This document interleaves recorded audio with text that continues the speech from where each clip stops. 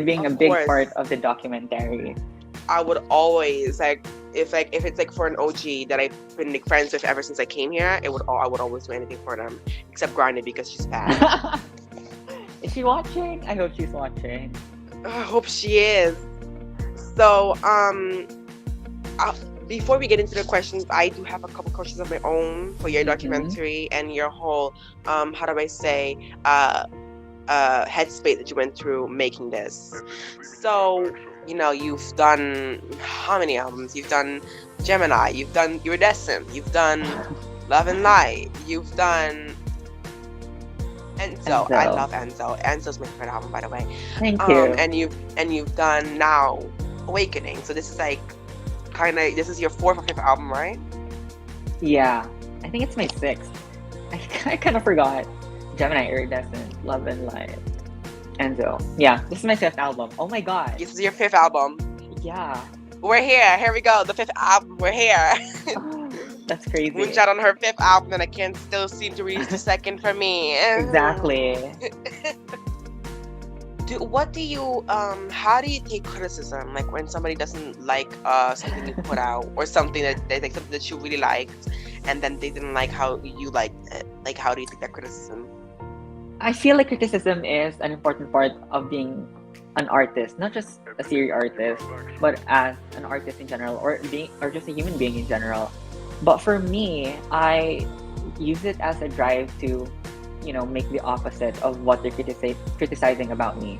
Like, for example, when I was putting out Love and Light, people were criticizing about me not branching out in new genres, and then Unsweetened was born.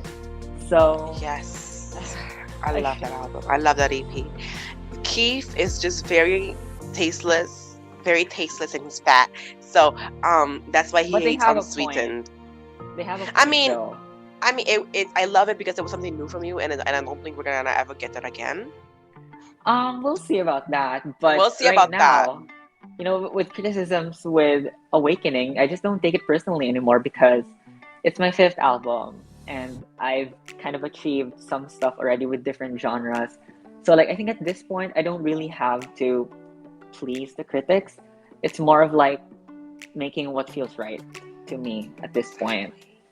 So I think I've proven that I can shift genres when I feel like it. But Awakening just felt like a pop album to me. You know?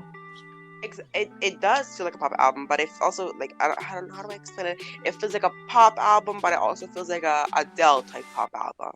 If you know what I mean. Well, it's like that's how it sounds to me. And I don't mean that in any shade, because it's a great compliment. I love fucking Adele. I love Adele, and I've always loved her music. But this feels like this is pop, but it's something new, like a new type of pop from you. Yeah, I think one thing that's different with this album is the infusion of voice memos from my real life.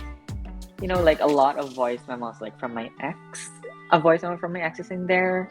Okay, so the ending almost made me cry because of the fucking music and your friends. I feel like it felt like you died, bitch. It felt like you died. It just looked like one of those memorial fucking videos, and I was like, I just realized it looks like a memorial video for me. Yes, bitch. She's like, she was loved by many. It was a memoir, so someday if I do die, knock on wood, hopefully when I'm old, they'll play that at my funeral. I'll edit it for you. And they'll expose and then my career.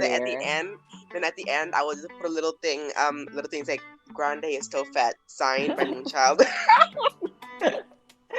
Yes. Bitch. Okay, so let's see what the questions are real quick. Okay, so are you ever gonna let rock go? What? Are you ever gonna let rock go? This is asked by Cora. Got it? Rock, well, when I was making The Necromancer, I wasn't already feeling it, but I'm not letting it go just yet. I'm still going to do a rock album, but maybe somewhere down the line. I don't feel it. Don't like do it fully rock. In my yeah, it's gonna be my opinion, because like your, how do I say, your virtue or the best thing that you're at is pop. So I'm thinking, so if you ever like want to make like a rock album, you do it like how Miley Cyrus did with Plastic Hearts, disco, rock, pop. Yeah. That'll be very cute from you. I feel like that's my mistake when I was making the Necromancer. I was making it pure rock. So while I was making the songs, I just didn't feel like it was, real for me. You wanted So to feel like Nirvana, but you didn't feel like Nirvana. Exactly. It just felt too grungy. So I'm still figuring out the right balance between rock and my personal genre. So when I figure it out, you guys will know. Now, I can't wait. But, okay, so Cleo has asked, Onika and Moonchild soon, maybe? We already did a collab, remember? We already did that for Electric Heart. It flopped, but I'm still very much open to it. I am too. We need a redemption moment. Yesterday, I was in the shower and was like, we're very cool to do like a whole rap moment with Moonchild, like a whole iconic girly thing with Moonchild. But I'm like, I'll think about it. But if it does happen, I'm not gonna talk about it anymore because I want it to be a surprise. But that is very still much open. It is. So, Keith asked, can Moonchild rank her albums? Oh my god, when did he ask that? I didn't see that. He asked that 4 days ago. Okay. Oh my god, on the spot. Well, definitely Enzo. Second would probably be Love and Light. I really love Love and Light. Third would be, I'm not including my EPs, just saying. That's okay. Enzo, Love and Light, Gemini. I forgot my other album. Hold on. Awakening. You forgot Awakening. I'm like, Awakening and Iridescent. Okay, I admit Iridescent was probably my weakest album. Yeah, but I still like this. I still like the album. I still like a couple songs from the album. Like, it's a very cute album in my opinion. I feel like I don't like Iridescent anymore because of how people perceive it, but I still like the album. I liked it when I was making it. Remember when you did the Gemini? Like you remade her remake Gemini, like with the, I think it was like the re-release you did for Gemini. I'm not. This is like not shade. I haven't heard it yet. I haven't heard it. It's okay. I think I made it private again because there was no difference. The only difference between the original Gemini and the new version was the endings. Like I didn't want it to be too abrupt, so I edited the endings. But nothing new in the album. Okay. So Kevin, he asked this. I think it's a he, right? I'm gonna refer to everybody as a they, so that I don't get any pronouns wrong. So they asked, on the day of the tweet, it says like, what was the inspiration for doing the album? But I think you already answered that with the documentary. So we are gonna kind of skip. Go watch it if you want to know the answer. Here comes Russ, and he says, "Hug my body tighter than my favorite jeans." Sure, why not? Put me on you like a brand new ID. Not him getting free promo. Is this supposed to be lyrics? I feel like it is. We're not giving him promo. What? But those are great lyrics. Hold on. Okay, so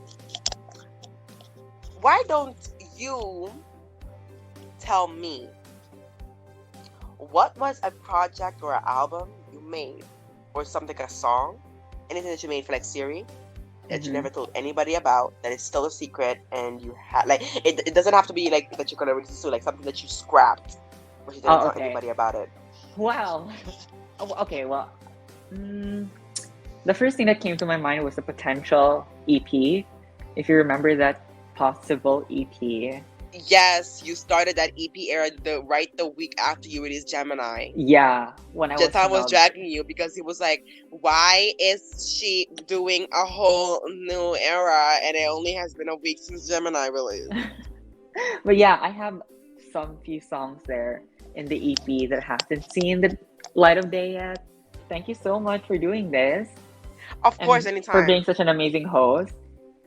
And if people are watching, now that I'm awake, I'll Never Be the Same. It's about to be premiered here on TSB-ENC. So I hope you enjoy. I can't wait for it. It better be on YouTube. It better be on YouTube when it's done. It better be on YouTube. It will be on YouTube. Okay. After the premiere. So great. Stay tuned. It's coming out. Thank you so much. Bye, Anika. Yay, thank you. Bye. Это без имени продакшн.